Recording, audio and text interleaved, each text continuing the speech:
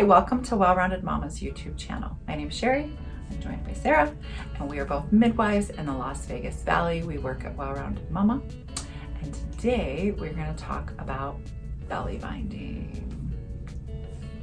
This is our special friend. I don't know if you can really see her in the shot. There we go. There you go. And so we get a lot of questions about individuals asking us if belly binding truly helps with postpartum, helps with diastasis recti, helps with healing, helps with that like kind of uncomfortable falling out feeling that individuals have. So today we thought we would address a little bit of the history, where it comes from, how you can do it, options, and those kinds of things. So I'm going to turn the time over to Sarah. Belly binding has been around forever.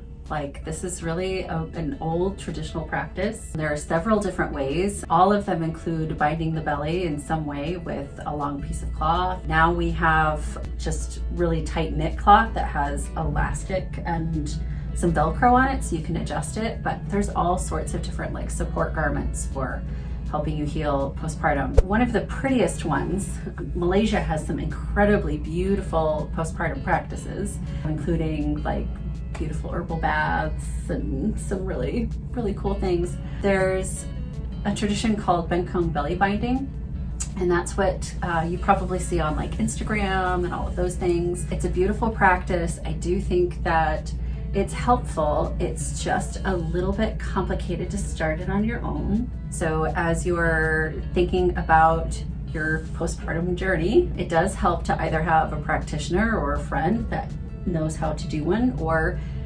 doesn't mind watching YouTube videos and giggling while you guys figure it out. The point of most belly binds is just that you start just below the hip, kind of around your pubic bone. Like, that's kind of the start point, is your pubic bone.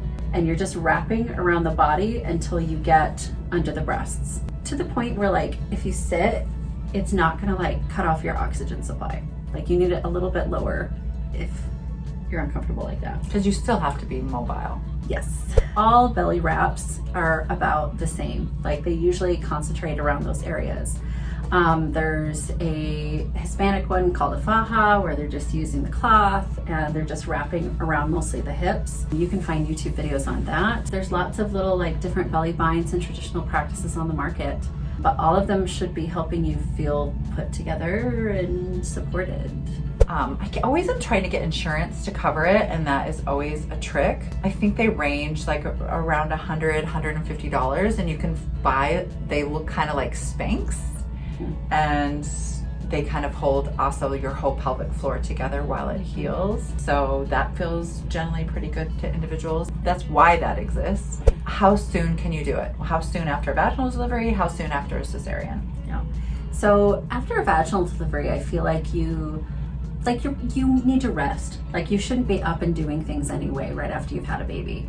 So I think it's probably fair to say that if you stay down for the first 24 hours, like, you can probably start binding after that. It's there to help support like your back and your organs. So if you're laying down, you don't really need it on because you're resting.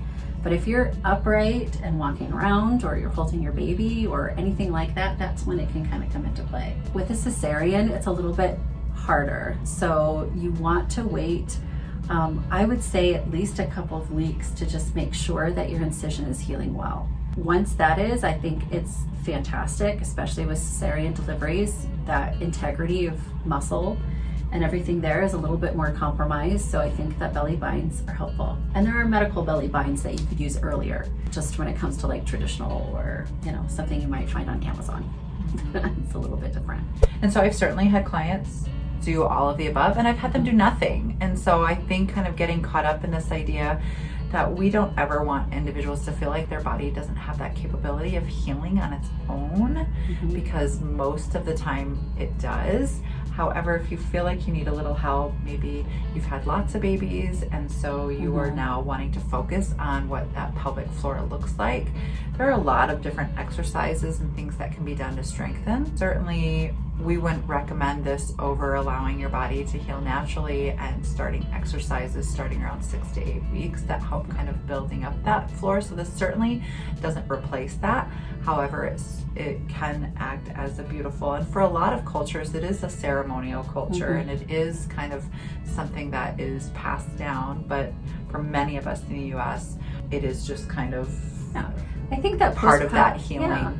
Postpartum practices as a whole, that's what makes it beautiful, is it's not just the binding, it's also the fact that you have relatives coming over and making you food And loving on feeding you you soup and teas and, you know, all of the cultures that honor that period of life. It's like the first 30 to 40 days, like you're not supposed to do anything. You know, those first 3 days, you want to stay in bed and move in small parts, but when you're ready to start kind of getting back into life after that 72 hours, then yeah, like if you need some support, whether that be something as easy as like a Velcro binding or some kind of firm pelvic floor support kind of underpants or support garments, I don't know, whatever you call them. And so yeah, we just wanted to kind of address that of when it's kind of safe to do that, and that it can certainly be part of that postpartum planning when you're planning your baby moon. That could be some really good things to address within your local community, finding out who does offer those services in a culturally kind of sustainable way. Am I missing anything? So, I mean, yeah, you just want to wear it when, you know, you're actually doing things. Like, you don't have to wear this to bed. Even if you were to use like the traditional methods, like they don't advise wearing it more than, I think, like 12 hours or so a day. So it's not like an all day, every day, even when you sleep sort of thing.